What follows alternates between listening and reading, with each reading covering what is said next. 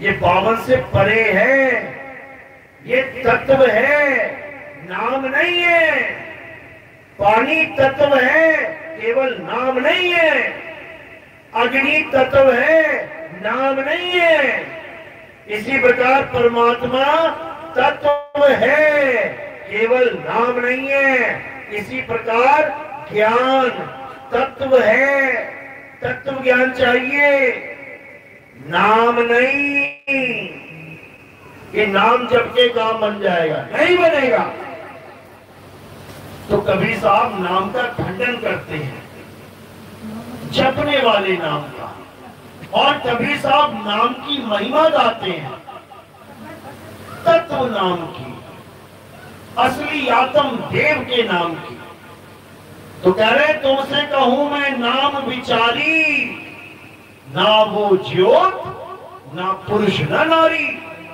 मैं उस तत्व की बात कर रहा हूं जो नारी और नर नहीं है, शरीर नहीं है। क्या है? आत्म देव है, आत्म तत्व है।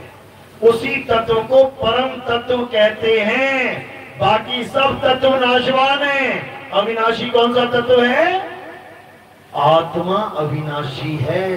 हे अर्जुन, आत्मा को ना तो कोई शस्त्र काट सकता है, आत्मा को ना तो अग्नि जला सकती है, आत्मा को तो ना वायु सुखा सकती है, आत्मा को ना जल भिगो सकता है।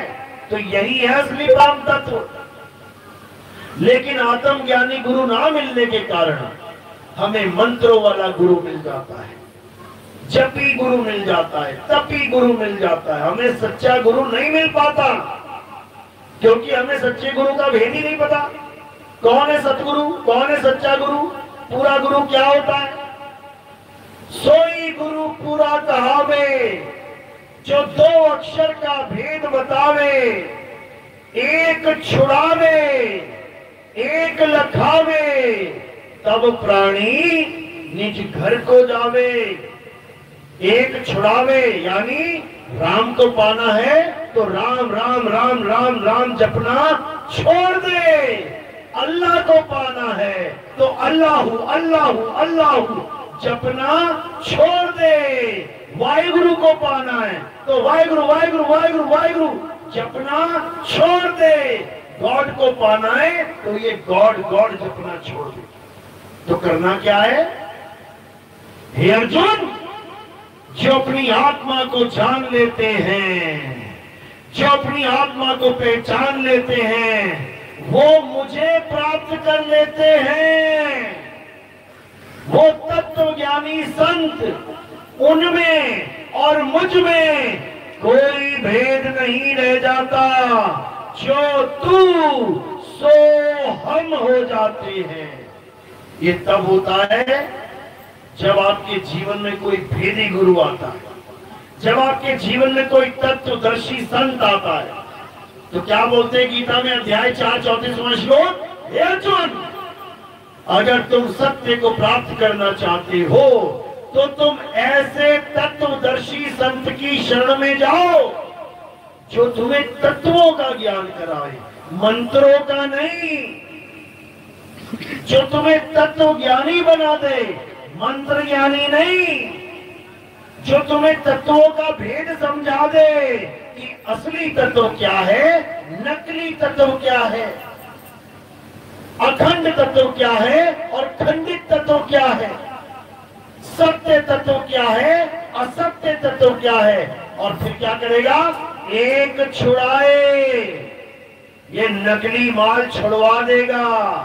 एक लखाए, असली आत्म देव को लखा देगा। तब प्राणी निज घर को जाए। तब पहुंचोगे अपने घर, नहीं तो यहीं धक्के खाओगे जन्म मरण में। यहीं आजमगढ़ में जमजम मरे मरे फिर जम्मे, यहीं पे हालत खराब होती रहेगी। क्यों? जिससे कुछ लिया है उसको देने के लिए यहीं आना पड़ेगा। ये लेना देना चलता रहेगा। किसी का माल खा के मरोगे तो बैल बन के आओगे, मारेगा लाठी अलग और काम से पैसा वसूली अलग करेगा। किसी का माल खाओगे घोड़ा बन के आ जाओगे, लाद देगा घोड़ा गाड़ी में, मार मार के चाबुक, सारी उम्र पैसे कमाएगा, पूरे पैसे लेगा अपने। जितने तुम मार के गए थे ना, जितना तुम उसका गबन करके गए थे सारा निकलवा लेगा, चीखे निकलवा के निकल आया साहब। रोते भी फिरोगे और धोते भी फिरोगे, समझ लो। तो क्या करना है अब सत्य को जानना है। सत्य एक है, परमात्मा ही सत्य है, और वो सत्य कहीं दूर नहीं है, आप में भी है, हम में भी है, सब में है, सब में। सब घट मेरा साइया, सुनी सेज न कोई, बलिहारी व घट की, जिस घट पर घट होए।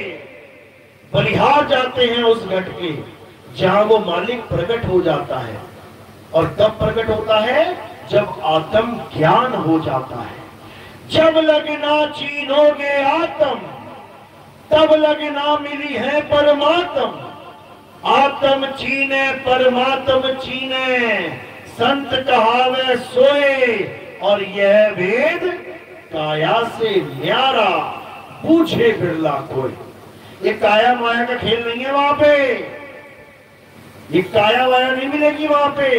वहां केवल और केवल आत्म स्वरूप होगा। अजर अमर लोक इसीलिए कहा जाता है उसे, क्योंकि शरीरों का कोई काम ही नहीं है, वहां मृत्यु है ही नहीं। इसीलिए कह रहे हैं अमर करूं सतलोक पठाऊं, अमर हो जाओगे जाके। क्योंकि मरता शरीर है, हम नहीं। वहां शरीर होगा ही नहीं, ना आकार और ना निराकार। अरे सरगुण निर्गुण दोनों से न्यारा, जानेगा कोई जानन हारा। समझो इसको। चलो तो आज का सत्संग यही समाप्त करते हैं। मेरी बात किसके समझ में आई? हाथ खड़ा करो जरा। किस किस के समझ में आई? बहुत अच्छी बात है, पूरा आजमगढ़ जाग गया। अभी थोड़े दिनों बाद कोई त्योहार आ जाएगा माता का, दुर्गा का और राम जी का, तो मंदिर में खड़े मिलोगे आरतियां लेके, भूल जाओगे कौन सी आत्मा कैसी आत्मा। निखिल दास क्या बता रहा था, भूलना नहीं है। माँ से ज्ञान लेके आती हो ना कि बेटी दूध में कभी नींबू मत डालना, फट जाएगा। आ गया ना ज्ञान समझ में? कितने दिन तक रखना उसको याद? कब तक रखना है?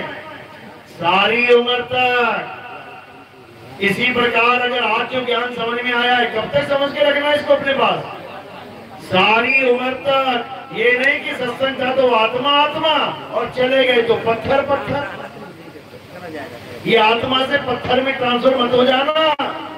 पत्थर की पूजा करने वालों के लिए ही बोला गया है। क्या तेरी अकल पे पत्थर पड़े थे? कहते हैं ना, अकल पे पत्थर पड़ जाना, यही है वो पत्थर। और आसमान से नहीं टपकेंगे कोई। तो अब आत्मा की पूजा करनी है, आत्मदेव को जानना है। तो हमारे यहाँ आत्मा की पूजा कैसे होती है? हमारे यहाँ आत्मा की आरती होती है। आत्मा की आरती वो कैसे होती है? क्योंकि शरीर में आत्मा विराजमान है। ये जो ज्ञान आप ले रहे हैं, ये आपको आत्मा ही दे रही है। उसी आत्मा को हम गुरु कहते हैं, शरीर को हम गुरु नहीं कहते। हम अविनाशी आत्मा को गुरु कहते हैं। तो आप अविनाशी आत्मा की आरती कैसे करते हैं? थोड़े से फूल लेने हैं आपने, मेरे सिर पे रख देने हैं। जब मेरे सिर पे रख दोगे तो क्या होगा? पैर के अंगूठे से लेकर सिर की चोटी तक ये क्या दिख रहा है? नाशवान काया। और हमने आरती किसकी करनी है? आत्मा की। तो हमने क्या किया? काया से परे इन फूलों को चढ़ा दिया।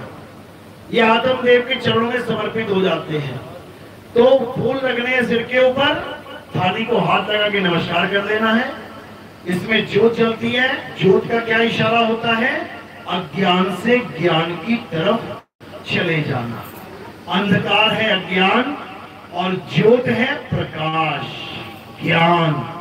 इसको ये नहीं सोचना है कि ये पत्थर को पूजने वाली ज्योत जलाई है हमने, बिल्कुल नहीं। ये ज्ञान रूपी ज्योत है। और अगर कोई प्रचार में सेवा करना चाहेगा, प्रचार में योगदान करना चाहेगा, तो सेवा केवल पैरों में रखनी है, क्योंकि माया का स्थान संतों के चरणों में है। चरणों की दासी है माया, उसको चरणों में रहने देना है और फूल को सिर के ऊपर रखना है। चलो आज का सत्संग यही समाप्त करते हैं। हमारा सत्संग यूट्यूब चैनल पे आता है। चैनल का नाम सुन लो, कहत कबीर सुनो भाई साधो नितिन दास। जब ये चैनल आप डालोगे यूट्यूब में बोलोगे तो ये आ जाएगा। या फिर आप लिख दोगे नितिन दास के सत्संग, तो आपको दुनिया भर के सत्संग मिलने शुरू हो जाएंगे। मेरे ही नाम पे होंगे, मेरी फोटो होगी उसमें, उसको सुनना शुरू करो। धीरे धीरे धीरे धीरे ऐसी जागृति हो जाएगी कि ज्ञान ज्ञान के भेद सारे खुल जाएंगे और तुम जीते जी मुक्त हो जाओगे। मरने के बाद नहीं, जीते जी मुक्ति मिल जाएगी। ये ऐसा ज्ञान है, याद रखना इस बात को। मरने के बाद किसी को मुक्ति नहीं मिली। यहाँ से रोता रोता जाता है, हाय बचा लो हाय बचा लो, तो तुम्हें क्या लग रहा है स्वर्ग में पहुंच गया? वो पहले ही अपने कर्मों से डर रहा है कि मैंने ऐसे ऐसे कर्म किए, मुझे बचा लो मुझे बचा लो, तो तुम्हें क्या लग रहा है स्वर्ग चला गया? लिख दिया मेरे पिता का स्वर्गवास हो गया। नरकवास किसका होता है? फिर पूरे भारत में एक भी कार्ड दिखा दो किसी के भोग का जिसपे लिखा हो मेरे पिता का नरकवास हो गया, यानी सबकी टिकट स्वर्ग की कट रही है। दुनिया भर का पाप कर रहे हैं, दुनिया भर का दारू पी के झगड़ा करके कत्ल कर दिया, गुंडई कर रहे हैं, मर रहे हैं, और लिख क्या रहे? स्वर्गवास हो गया। इतना आसान नहीं है भैया स्वर्गवास। राजा हरिश्चंद्र जैसों का स्वर्गवास होता है, समझे?